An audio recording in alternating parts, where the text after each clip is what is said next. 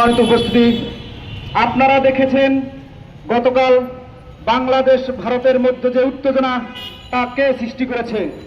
বাংলাদেশ ভারতের মধ্যে উত্তেজনা যে সৃষ্টি করেছে তার প্রথম হচ্ছে বিএসএফ এবং ওই ভারতীয় আগ্রাসী হিন্দুত্ববাদীরা মিলে বাংলাদেশের জনগণের উপরে অতর্কিতভাবে হামলা করে বাংলাদেশের জনগণের উপরে অতর্কিত হামলা করে এই সমস্যার সৃষ্টি করেছে।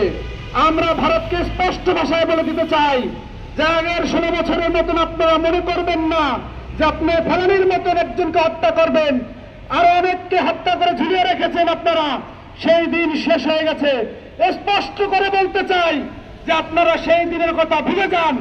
এবারে একটা লাশ পড়লে এবারে 2টা লাশ পড়বে। এটা আমার নেতা, শুধু আমার নেতা নয়, সমগ্র বাংলাদেশের আইকন নেতা ভিপি নুরুল হক নূরের কথা। একটা লাশ এপারে পড়লে 2টা লাশ ওপারে পড়বে। সতর্ক থাকবেন, এ ধরনের দুঃসাহস দেখানোর চেষ্টা করবেন না। আজ শুধু ঢাকা থেকে নয়, প্রয়োজনে আমরা সীমান্তে গিয়ে এর প্রতিবাদ করব ইনশাআল্লাহ।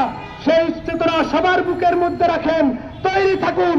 যে কোনো সময় ডাক আসতে পারে, সেই ডাকের অপেক্ষায় থাকুন। সাধারণ মানুষকে উদ্দেশ্য করে বলছি, যে কোনো সময় নুরুল হক নূর ভাইয়ের নেতৃত্বে আরো বড় ধরনের আমরা ওদের উপর প্রয়োজনে আক্রমণ করব সীমান্তে।